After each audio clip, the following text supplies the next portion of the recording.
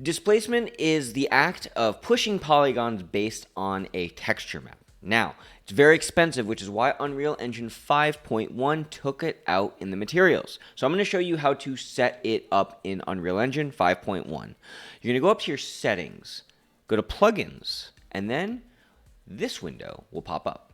This window is going to be where your plugins are. In the search bar, you're going to type modeling.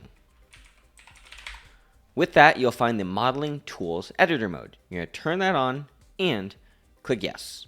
You're going to restart Unreal Engine 5. Go ahead, save your file, let it restart. After you restart Unreal, it should look something like this, basically where you left it. So now what we need to do is we need to go to the new mode we just enabled. So we're going to click on the selection mode and switch it over to modeling. Now, this won't work with the default Unreal Engine shapes, so you have to make a new one. Fortunately, in the Unreal Engine modeling tools, we have these new shape options right up here. Let's click on rectangle, and we're going to add something to our scene. We can see that we can add a rectangle anywhere we want based on wherever we click.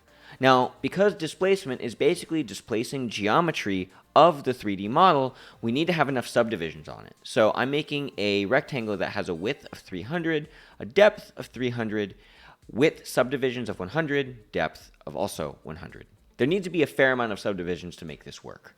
So I'm going to click and add this to my scene, click accept, and I'm going to zero it out in my scene. So let's go here, click on the reset property to default. Now it's in the very center of our world. What we're going to do is we're going to add a Megascans material to this. If you're working with your own custom object, you need to make sure that you have a height map or a displacement map. For this tutorial, we're just going to use a Megascans tutorial. So I'm going to double click on this Megascans folder, go to my surfaces, slate stone wall, and I'm going to drag this onto my rectangle. Hey look, it's working, but if we get really close, it's still very flat. We need to add displacement. To do that, what we're going to do, click on the Displace option under the Modeling Mode tools. Click on Displace. After you click on Displace, it might look something like this. Definitely weird and gross. What's happening is the default displacement type is Perlin noise. It's basically adding a noise pattern to create some displacement. But we don't want that. We actually want something based on a texture map. So we're going to set the displacement type to Texture 2D Map. Now, very conveniently, this model already has this object slotted in. This might be empty right here. So if you have a Megascans material with the Unreal Engine material workflow where you have the ORD texture, you're going to drag this into the displacement map here, and you're going to make sure that you set it to the red channel. Future Jags here, I just want to make a quick correction because I realized I made a little bit of a boo-boo. I said the red channel just a second ago, but depending on the object and how the artist made the model that you're working with or the material that you're working with, you want to use the correct channel. Now, to me, the correct channel is the one that looks the best, and you should generally ask your artist, hey, what channel did you bake in the displacement if you don't have a grayscale image? So for Megascans objects and Megascans materials right here, I'm going to set this to the blue channel, and we can see that it's going to give us a different look and a different result. I dare say this better corresponds with this asset because we're not getting those crazy displacement looks and make it look all grainy and gross as in the red channel. But granted, the intensity here is really, really high. If we set this to like 2, it's going to give us a pretty similar result. So my point here is use the channel that looks best for your art. Anyways, back to Past Jags. So we can see that it's doing something, but it's a little intense right now. The reason why is the displacement intensity is still really high.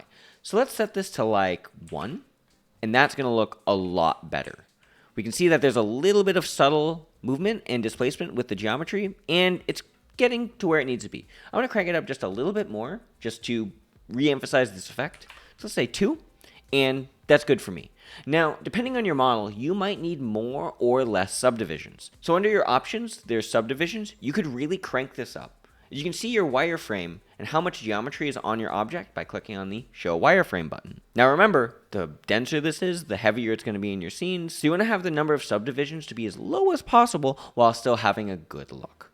So for me, this looks fine. So what I'm going to do is just uncheck Show Wireframe, move my camera, zoom out, hit accept, and it's going to create a new object in our scene. So now, if If we go to our content folder, we can see the generated folder. Double click on that, has me, and then there's this rectangle in here.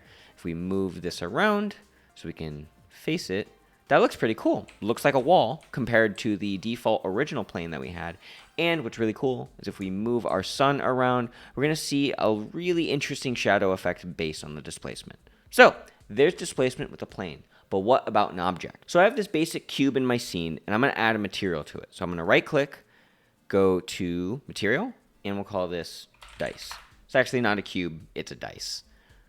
Drag this on. Now we need to add some properties to this material. So we'll double click on that, hold 3 to add a constant color, drag this into the base color, and we'll set this to, let's say, like a nice light blue sort of thing.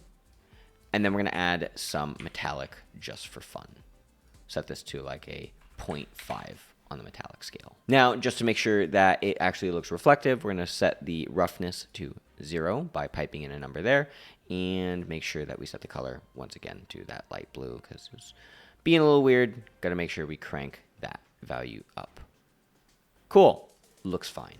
Now, like I said, sometimes you might not have the Unreal Engine height maps and weird color materials to help create your displacement. So you need a grayscale image to create that displacement. So I already know that I have this object UV'd and I have my perfect placement of all the numbers on the dice, which we can see on this image right here. The numbers are on it. And if we double click on that, this is going to be the faces of the dice that we are going to be displacing. So I'm going to drag this material into my content browser. Going to be quick and dirty and not put it anywhere. I'm going to go back to my modeling mode, or make sure I'm in my modeling mode, go to displace. And now, first, let's check on the wireframe. Right now, it's doing a really weird thing. So that's because the intensity value is cranked super duper high, and we're using the other material from the other object we did. Let's set this to 10 is going to crank it up way too much. Let's say 0.1. Very, very tiny. Hey, it's already displacing, but we want those numbers. So what we're going to do is we're going to take this grayscale material, drag that into the image slot, and it's going to do exactly what we need, just like that. So now we get the displacement on that dice, and it's looking pretty good. Depending on your object, you might need to adjust some of these settings, but I'd say I'm pretty happy with this. So I'd hit accept. Once that's done loading, we can see that we have the dice in our scene and we can move around our sun and we get those shadows based on the indentations of that dice. The last example I want to show you is tiling. Sometimes you'll have a Megascans material that you'll need to tile to make it look a little bit more realistic. So for this example here, I have this rock material and it's not displaced and we have no tiling on it right now. So if you go into your Megascans material, the material instance, and you go to your tiling offset, turn that on. Let's say we want to tile it by 4 times. So 4 and 4 in the X and Y. So now if we come over to our Unreal viewport right here, we can see that it is tiling much more realistically, and relative to the scale of this character, it looks awesome, but doesn't have any displacement. So let's go back to our modeling tab, go to selection mode, modeling. Then again, with this object selected, make sure that we have enough subdivisions whenever we create this rectangle. Then we click on displace. Now it's going to load up some displacement. Right now it's using the slat stone wall and it's really, really tiny. Nothing's really happening right now. Let's take a look at our wireframe at the moment. It's dense enough for this example. So we'll drop on this material into the displacement map, wait for it to load. And then it's going to add some more displacement to these rocks. Now, if we turn off the wireframe, we can see that it's doing something. And if we crank up this value by a lot, definitely helping out, but it's not quite at the scale that we want. So what you can do is go to the UV scale option right here. And we know that in the material instance, we set it to 4 and 4. So if we set this to 4 and 4, it should match a little bit more closely. I'll set this to, say, 0.5. Maybe 1, 2, and I'd say that's getting accurate to where it needs to be. So let's say we set that to 4 one more time. That looks legit, and we're obviously never going to get this close to the rocks. You'd have to make your own super detailed object at that point. So most of the time your camera is going to be right here for an average size character. So I'd say this example looks pretty good. Just so you know, the tiling options are under the Options tab in the displacement. I want to make sure that this was mentioned as well because I'm sure someone would ask.